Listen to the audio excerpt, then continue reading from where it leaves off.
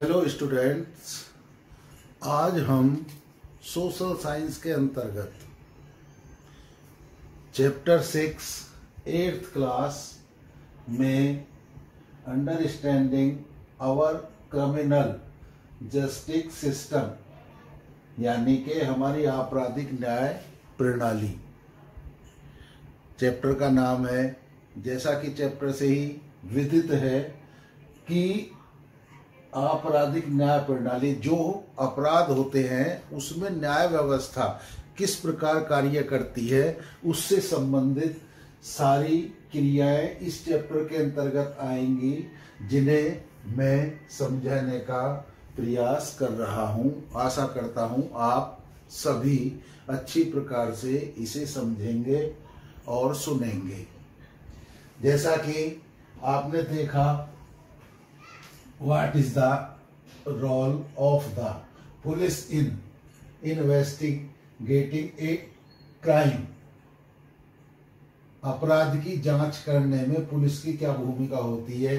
इससे पहले हम कुछ ऊपर की जो स्थिति है आपराधिक न्याय प्रणाली के बारे में कुछ जान लेते हैं। ये क्या होती है। अपराधियों को गिरफ्तार करने में पुलिस की जो भूमिका होती है, उसके आधार पर कई बार ऐसा लगता है मानो पुलिस ही तय करती है कि कोई अपराधी है या नहीं, लेकिन ऐसा नहीं है। जब किसी व्यक्ति को गिरफ्तार किया जाता है तो अदालत यह तय करती है कि आरोपी वाकई दोषी है या नहीं है। संविधान के अनुसार अगर किसी भी व्यक्ति पर कोई आरोप लगाया जाता है तो उसे निष्पक्ष सुनवाई का अधिकार भी होता है। अब निष्पक्ष सुनवाई क्या होती है? क्या आपने FIR यानी कि फर्स्ट इंफॉर्मेशन रिपोर्ट, जिसे हम FIR या प्राथमिकी के नाम से भी जानते हैं, उसकी जानकारी? सरकारी वकील कौन होता है? एक इस प्रकार के प्रश्नों को एक काल्पनिक घटना के जरिए यह समझने की चेष्टा करेंगे कि न्याय पाने की प्रक्रिया किस तरह चलती है और आपराधिक न्याय व्यवस्था में अलग अलग लोगों की क्या भूमिका होती है। इन प्रक्रियाओं को समझना और आपराधिक न्याय व्यवस्था में अलग अलग लोगों की भूमिका को समझना महत्वपूर्ण होता है। जैसे कि आपको एक घटना के माध्यम से, जैसे कि अभी कल्पना के आधार पे काल्पनिक घटना है जिसका पुस्तक में विवरण दिया गया है। इसमें क्या है, एक मुंबई में रहने वाले सेठ के यहाँ एक काम करने वाली शांति नाम की महिला भी उसके घर में कार्य करती है। एक बार क्या होता है, किसी वो पार्टी के लिए जाते हैं तो जो घर की मालकिन है उसका हार नहीं मिलता है, जो गले की चेन है वो उसको नहीं मिलती है। तो जब नहीं मिलती है तो काफी ढूंढती है। उसका शक तुरंत अपनी काम वाली जो उसके घर में काम करती है उस पर जाता है और उसकी संदूक खोल के देखती है तो उसमें 10,000 रुपए उसको मिलते हैं। उन 10,000 को देखकर मालकिन सोचने लगती है कि इसने मेरी चेन या हार बेच दिया है और ये रुपए उसके बेचे, मेरे माल के बेचे हुए हैं। तो इसी उस पे वो पुलिस में जाके रिपोर्ट दर्ज करा देती है। पुलिस उसको पकड़कर ले जाती है, उस महिला को जो काम करती है, वो 3 साल से वहां काम करती हुई होती है। उसी आधार पे उसको पुलिस जब पकड़ के ले जाती है तो थाने में उसका भाई जाता है। भाई के साथ भी पुलिस अच्छा व्यवहार नहीं करती है। उसके बाद में वो अदालत भेज देते हैं। वहां जाके उसका जितना भी जुर्म है या नहीं है वो सारी जज के सामने अलग अलग प्रक्रियाओं के माध्यम से उसको न्याय दिलाया जाता है।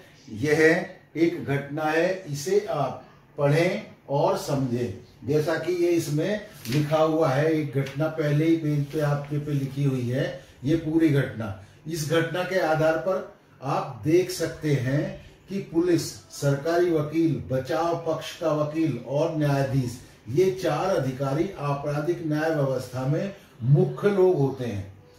जो ये मुख्य लोग होते हैं, ये ही इस मामले में अपने इन चारों की भूमिका को देखें, समझें और व्यापक स्तर पर इसको समझने का प्रयास करें। अब जैसे पहला आता है पॉइंट कि भाई इसमें पुलिस का क्या काम है, पुलिस किस चीज की जांच करती है और वो क्या कार्य करती है। तो पुलिस का एक महत्वपूर्ण काम होता है किसी अपराध के बारे में मिली शिकायत की जांच करना, जांच के लिए गवाहों के बयान दर्ज किए जाते हैं और सबूत इकट्ठा किए जाते हैं। सबूत मतलब साक्ष्य इकट्ठे किए जाते हैं। इस जांच के आधार पर पुलिस अपनी राय बनाती है। सबूतों के आरोपी का दोष साबित होता दिखाई दे रहा है तो पुलिस अदालत में आरोप पत्र, जिसे हम चार्जशीट भी कहते हैं, को दाखिल कर देती है। अब जैसे संविधान अनुच्छेद, जो संविधान का अनुच्छेद 22 है 22 और फौजदारी कानून में प्रत्येक गिरफ्तार व्यक्ति को निम्नलिखित मौलिक अधिकार दिए गए हैं।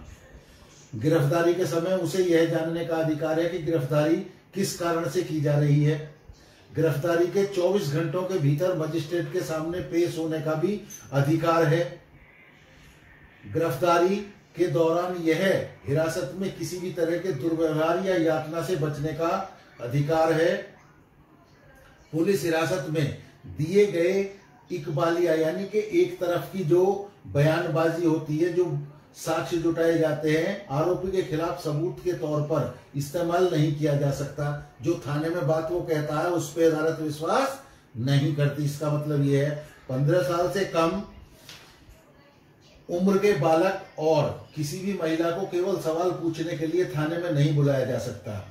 ऐसे ही अब सर्वोच्च न्यायालय ने जो भी व्यक्ति की गिरफ्तारी से संबंधित बातें हैं, जिसे हम डीके बसु दिशा निर्देश भी कहते हैं, की जानकारी दी गई है इस पैराग्राफ में। जैसा क्या क्या होना चाहिए, गिरफ्तारी या जांच करने वाले पुलिस अधिकारी की पोशाक पर उसकी पहचान, नाम पट्टी तथा पद स्पष्ट लिखा होना चाहिए। गिरफ्तारी के समय अरेस्ट मेमो के रूप में गिरफ्तारी संबंधी पूरी जानकारी का कागज तैयार किया जाए। उसमें गिरफ्तारी के समय व तारीख का उल्लेख होना चाहिए। सत्यापन के लिए कम से कम एक गवाह होना चाहिए। वह गिरफ्तार सदस्य के परिवार का व्यक्ति भी हो सकता है। अरेस्ट मेमो पर गिरफ्तार होने वाले व्यक्ति के दस्तखत भी होने चाहिए। गिरफ्तार किए गए, हिरासत में रखे गए या जिससे पूछताछ की जा रही है, ऐसे व्यक्ति को अपने किसी संबंधी या दोस्त या शुभचिंतक को जानकारी देने का अधिकार होता है। जब गिरफ्तारी व्यक्ति का दोस्त या संबंधी उस जिले से बाहर रहता हो तो गिरफ्तारी के लिए 8 से 12 घंटे के भीतर, यानी कि आधे दिन के अंदर ही उनको जानकारी उसकी दे देनी चाहिए, भेज देनी चाहिए। इस प्रकार आपने डॉक्टर वसु ने जो एक गिरफ्तार व्यक्ति के लिए मौलिक अधिकारों की व्याख्या की, वो इस प्रकार थी। अब second, what is the role of the public prosecutor, यानी कि सरकारी वकील की क्या भूमिका होती है। अब आपने पुलिस की भूमिका देखी कि पुलिस किसी अपराधी को पकड़ती है, एफआईआर दर्ज करती है और गवाहों को या उसकी जांच करती है कि वास्तव में ये अपराधी है या नहीं है। फिर उसके बाद में दूसरी भूमिका हो जाती है शुरू, जो सरकारी वकील की होती है। उसमें क्या होता है, अदालत में सरकारी वकील राज्य का एक पक्ष प्रस्तुत करता है। सरकारी वकील की भूमिका तब शुरू होती है जब पुलिस जांच पूरी करके अदालत में आरोप पत्र दाखिल कर देती है। सरकारी वकील को इस जांच में कोई भूमिका, सरकारी वकील की इस जांच में, जो पुलिस जांच करती है, कोई भूमिका नहीं होती है। न्यायालय के पदाधिकारी के रूप में उसकी जिम्मेदारी है कि वह निष्पक्ष रूप से अपना काम करे और अदालत के सामने सारे ठोस तथ्य, गवाह और सबूत पेश करे, तभी अदालत सही फैसला दे सकती है। ये हमारे सरकारी वकील की भूमिका होती है। इसके बाद में आए what is the role of the जज, यानी कि न्यायाधीश की क्या भूमिका होती है। पहली पुलिस, दूसरी सरकारी वकील, तीसरी न्यायाधीश। अब न्यायाधीश कौन होता है? न्यायाधीश से संबंधित न्यायाधीश सारे गवाहों के बयान सुनते हैं और अभियोजन पक्ष तथा बचाव पक्ष के तरफ से पेश किए गए सबूतों की जांच करते हैं। अपने सामने मौजूद बयानों, यानी कि जो बातें कही जाती हैं, वह सबूतों के आधार पर कानून के अनुसार न्यायाधीश ही तय करते हैं कि आरोपी सचमुच दोषी है या नहीं है। वह कानून में दिए गए प्रावधानों के हिसाब से दोषी व्यक्ति को जेल भेज सकते हैं या उस पर जुर्माना लगा सकते हैं या एक साथ दोनों तरह की सजा दे सकते हैं, यानी कि जुर्माना भी और कारागार भी, दोनों प्रकार की प्रक्रिया दोषी व्यक्ति पर लगाई जा सकती हैं। अब एक आया फेयर ट्रायल की भूमिका, उसके बाद में आई निष्पक्ष सुनवाई क्या होती है। What is the fair trial. ये क्या चीज होती है? निष्पक्ष, यानी कि किसी के भी पक्ष को सुने बगैर जो कार्य किया जाता है, यानी कि न्याय के आधार पे जो भी कार्य किया जाता है, जैसा कि आपने पिछले अध्याय में पढ़ा कि हमारे यहाँ पर कानून का शासन होता है। कानून का शासन, उसमें कोई भी व्यक्ति ना कानून से बड़ा है और ना ही कानून का उल्लंघन का किसी को भी अधिकार है। इसी प्रकार निष्पक्ष सुनवाई के लिए कई बातों का पालन जरूरी होता है, जैसे कि संविधान के अनुच्छेद 21 का पूरी तरह पालन किया जाएगा या नहीं किया जाएगा। उसका किया जाता है, जैसे कि आपने चित्रपट कथा में जो चित्रकथा है उस पट में आपने देखा, निष्पक्ष सुनवाई के मूलभूत तथ्यों पर भी हम ध्यान दे सकते हैं। कैसे? पहली बात, जो बंबई की वो घटना घटित हुई, उसमें जो आरोपी बनाई गई वो काम वाली, जिसका नाम शांति था, उसको बनाया गया। अब शांति को आरोप पत्र और उन सभी साक्ष्यों के एक एक प्रति दी गई थी जो अभियोजन पक्ष ने उसके खिलाफ अदालत में पेश किए थे। यह मुकदमा जनता के सामने खुदली अदालत में चलाया गया। शांति का भाई सुशील, जो आरोपी बनाया गई थी, शांति काम करने वाली बाई थी, उसका एक भाई था सुशील, अदालत की कार्यवाही में मौजूद रहा। मुकदमा आरोपी की उपस्थिति में चलाया गया। शांति का एक वकील ने बचाव किया। शांति की अधिवक्ता राय जो वकील थी, उन्होंने गवाहों से जिरह करने का मौका दिया और उन्होंने जिरह की। जिरह मीन्स बहस, जो किस प्रकार ये साक्ष्य हमारे सामने उपस्थित हों। हालांकि पुलिस ने शांति के खिलाफ चोरी का मामला दर्ज किया था, लेकिन न्यायाधीश ने उसे निर्दोष मानते हुए मुकदमा चलाया। अब अभियोजन पक्ष को निर्णायक रूप से सिद्ध करना था कि शांति ही दोषी है। इस मुकदमे में अभियोजन पक्ष ऐसा नहीं कर पाया। क्यों नहीं कर पाया? क्योंकि शांति के खिलाफ कोई ऐसे साक्ष्य प्राप्त नहीं हुए जिनसे शांति को दोषी ठहराया जा सके अदालत में। उसके बाद न्यायाधीश ने साक्ष्यों के आधार पर ही मुकदमे का फैसला सुनाया। शांति की कमजोर स्थिति के आधार पर बिना सोचे समझे यह फैसला नहीं लिया गया कि वह सचमुच चोर है। इसकी बजाय न्यायाधीश का आचरण लगातार निष्पक्ष रहा। चूंकि साक्ष्यों से यह सिद्ध हो गया कि शांति की बजाय कुछ और जो युवक थे उन्होंने चोरी की थी, इसलिए उन्होंने शांति को आजाद कर दिया, यानी कि बरी कर दिया। इसे ही निष्पक्ष सुनवाई कहा जाता है।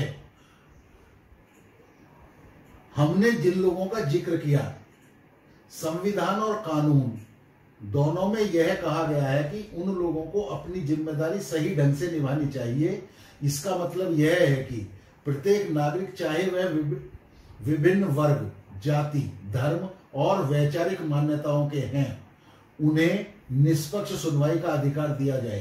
कानून का शासन कहता है कि कानून के सामने हर कोई बराबर है। अगर इसमें आप देखें कि संविधान के माध्यम से निष्पक्ष सुनवाई का अधिकार न दिया जाए तो यह इस सिद्धांत का कोई मतलब नहीं रह जाता है। जैसा आप इस चित्र के माध्यम से समझ रहे होंगे कि हमारी जो न्याय प्रणाली है उसमें कितनी पारदर्शिता दिखाई देती है। यदि सभी लोग जिनकी जो जो भूमिकाएं हैं अपना व्यवहार उच्च रखें, निष्पक्ष रखें, तो सभी लोगों को न्याय मिल जाता है। धन्यवाद।